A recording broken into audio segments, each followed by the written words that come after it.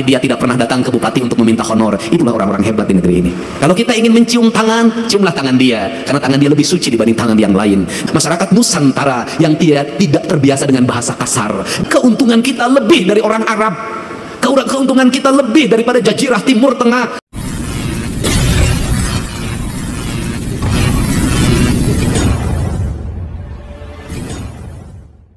Assalamualaikum warahmatullahi wabarakatuh.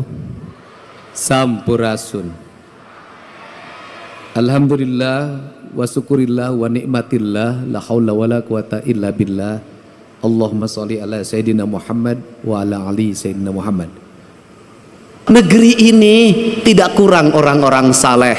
Siapa orang-orang saleh?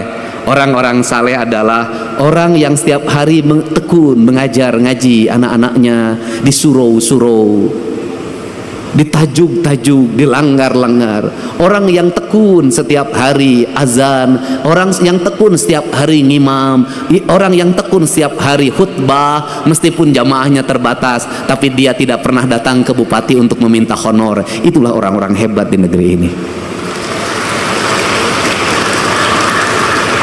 Jadi kalau kita ingin minta doa, mintalah doa pada dia, karena dia teruji menjadi orang yang ikhlas dalam hidupnya. Kalau kita ingin mencium tangan, ciumlah tangan dia, karena tangan dia lebih suci dibanding tangan yang lain. Dia mau mengorbankan diri dan waktunya demi peradaban, demi pendidikan, dan demi masa depan. Apa yang hilang di negeri ini hari ini? Yang hilang bukan orang yang hanya tartil baca Quran, tetapi yang hilang adalah tradisi mengaji. Seiring dengan pertumbuhan waktu, maka tumbuhlah di Indonesia modernisasi Al-Quran dengan metodologi pendekatan Iqra. Cara cepat menghafal Al-Quran, cara cepat membaca Al-Quran, prosesnya ditinggalkan. Lahirlah wisuda-wisuda TKA dan TPA di mana baik secara syiar, baik, hebat secara syiar, hebat. Tetapi di balik itu masjid-masjid sepi dari anak-anak mengaji. Tetapi di balik itu surau-surau kosong dari anak-anak mengaji. Tetapi di balik itu mereka tidak mengenal dan tidak dekat dengan masjid.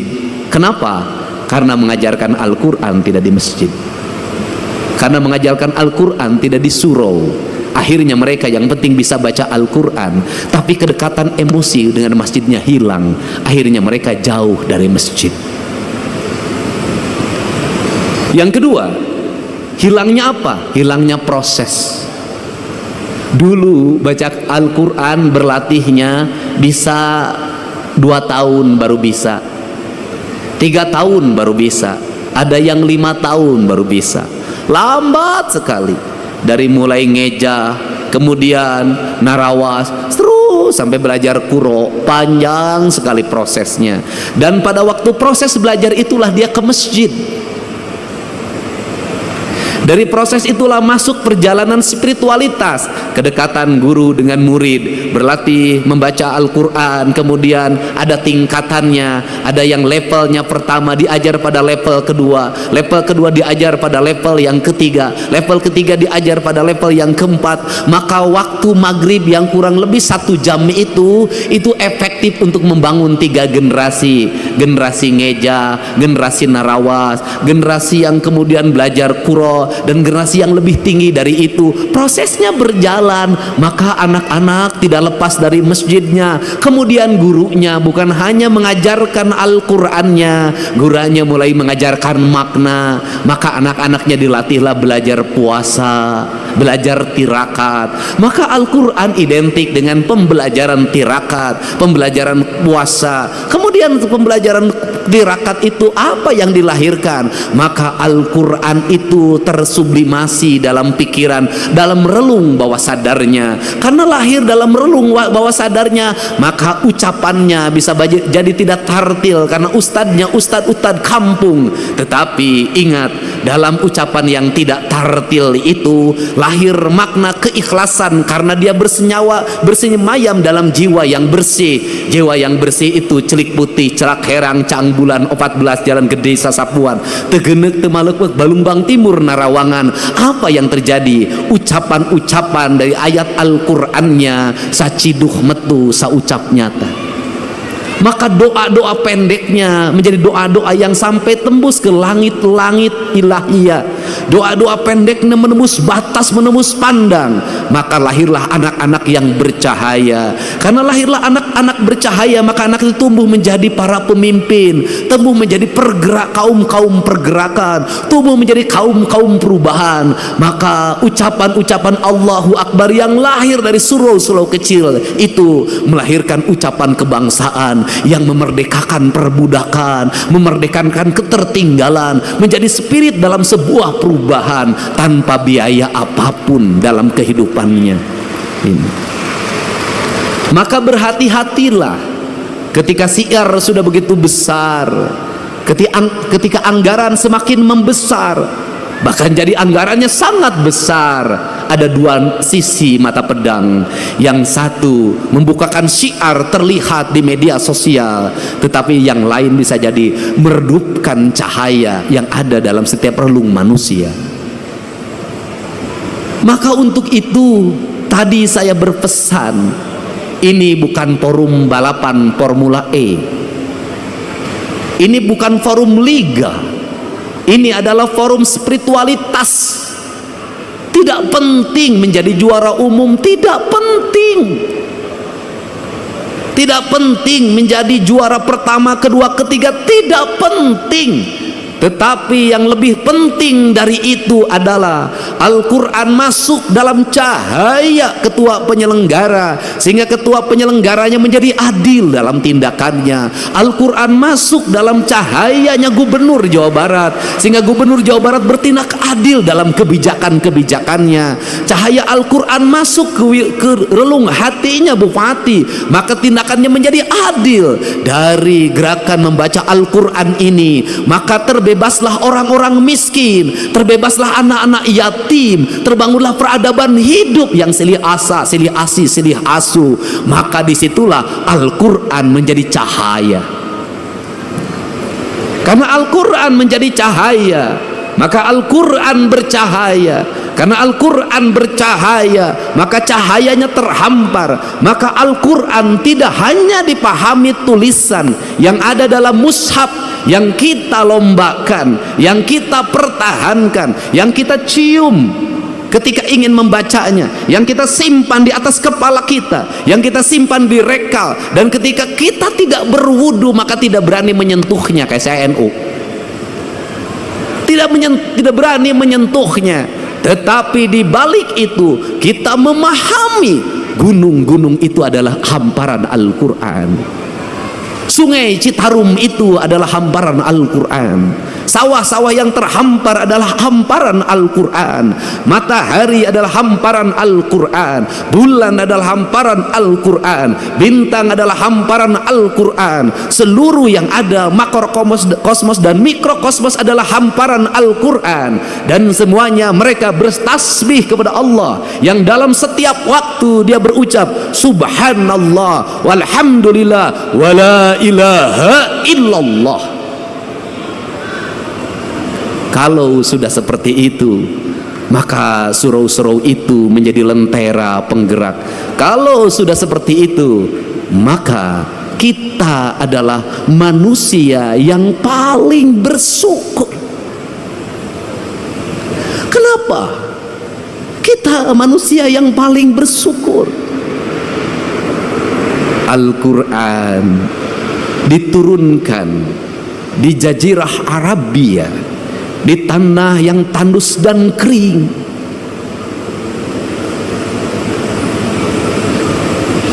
Di mana orang mengalami kesulitan untuk mendapatkan air. Kisah Nabi Ismail dengan Siti Hajar, bagaimana dia harus bolak-balik antar Safa dan Marwah untuk mendapatkan air. Begitu beratnya untuk mendapatkan air. Rumput-rumput mengering, batu-batu bertebaran. debu-debu berserakan di tempat-tempat di mana manusia mengalami kekeringan alam, lahirlah kekeringan hati, lahirlah kekejaman. Maka Allah menurunkan cahaya yang paling lembut hatinya, yang paling lembut hatinya. Siapa? Rasulullah Shallallahu Alaihi Wasallam. Lembut. Karena kelembutan itulah Al-Quran diturunkan. Tidak mungkin Al-Quran turun, nur cahaya kebenaran yang hadir ke hatinya Kanjeng Rasul, kalau Kanjeng Rasul tidak memiliki kelembutan hati yang lebih lembut dari sutra apapun. Tidak mungkin. Maka dari kelembutan itu lahirlah ucapan-ucapan yang lembut. Dari ucapan-ucapan yang lembut itu lahirlah ucapan-ucapan yang indah. Dari ucapan-ucapan yang indah itu mempengaruhi pikiran manusia lewat telinganya, karena lahir gelombang elektromagnetik yang dipancarkan dalam kekuatan spiritualitas, di mana angin-angin yang keras, debu-debu yang bertebaran dikalahkan oleh gelombang Al-Quran yang mempengaruhi pikiran manusia. Maka Allah itu berbuat adil. Al-Quran diturunkan di tanah tandus itu. Tetapi Al-Quran yang dikirimkan di tanah tandus itu dibawa lewat pendekatan budaya, tanpa kekerasan, tanpa peperangan, bercerita tentang kisah Ramayana, bercerita tentang kisah Mahabharata, bercerita tentang kisah Pandawa, ada dalam sosok Dharma Kusuma. Maka dicanangkanlah yang disebut dengan dua kalimat sabda. Dua kalimat sabda itu disebutnya layang damus kalimus syada, yaitu yang diletakkan pada pikiran seorang pemimpin sebagai nilai ajaran. Nilai ajaran itu melahirkan Pandawa 5, yaitu Dharma Kusuma, Bima, Arjuna, Nakula, lan Sadewa. Lahirlah gerakan politik kebudayaan para wali, mengenalkan agama Islam lewat pendekatan kebudayaan. Lahir simbol-simbol silib, sindir, sindang, siloka, sasmita. Kenapa? Karena dia berhadapan dengan masyarakat Sunda, masyarakat Nusantara yang tidak terbiasa dengan bahasa kasar. Dia terbiasa dengan bahasa simbol, bahasa makna. Karena dia terbiasa bahasa simbol, bahasa makna, maka masuk dalam ajaran, dalam pembelajaran. Quran pun disampaikan dalam pembelajaran dan ajaran. Kemudian rasa hormatnya ditinggikan. Quran diletakkan pada sebuah derajat yang sangat tinggi, diletakkan dalam lingkungan peradaban sederhana pedesaan. Lahirlah di kita. Apa keuntungan kita? Keuntungan kita lebih dari orang Arab. Keuntungan kita lebih daripada jazirah Timur Tengah. Kenapa keuntungannya? Kita mendapat dua. Satu, kita mendapat Al-Quran sebagai sebuah produk nilai ilahiyah yang memiliki nilai estetika yang sangat tinggi. Tetapi juga kita dilahirkan pada sebuah alam pasundan yang sangat indah. Ketika Quran bercerita tentang air yang jernih di surga, ketika Quran bercerita tentang hamparan gunung yang indah di surga, ketika Quran bercerita tentang buah-buahan yang nanti ada di surga, seluruh cerita-cerita itu sebenarnya adalah realita hidup yang kita dapati. Itulah Ciwidey, itulah Cipanas, itulah Pangalengan, itu realitas dunianya. Untuk itu, karena kita sudah diberi peradaban surga yang nanti akan kita sampai surga keabadian, maka pesan saya, kalau mencintai Al-Quran, rawatlah Cipanas sebagai simbol surga kesucian. Rawatlah Ciwidey, rawatlah Pangalengan, rawatlah gunung-gunung itu yang melahirkan air yang mengalir, bak sepenggal tanah yang diturunkan dari surga. Rawatlah pohon-pohon itu, karena itu adalah alam yang digambarkan oleh Allah dalam Al-Quran. Jangan terbalik. Satu sisi kita sangat memaknai Al-Quran dan menghormati Al-Quran sebagai ayat yang tertulis, tapi di sisi lain tangan kita merusak alam, padahal itu adalah ayat yang tidak tertulis. Jadi saya tidak mau lagi dengar ke depan. Mudah-mudahan saya akan berusaha dengar Cipanas, berubah pikirannya menjadi jelek. Dengar Ciwidey, berubah pikirannya menjadi jelek. Dengar Pangalengan, berubahlah pikiran menjadi jelek.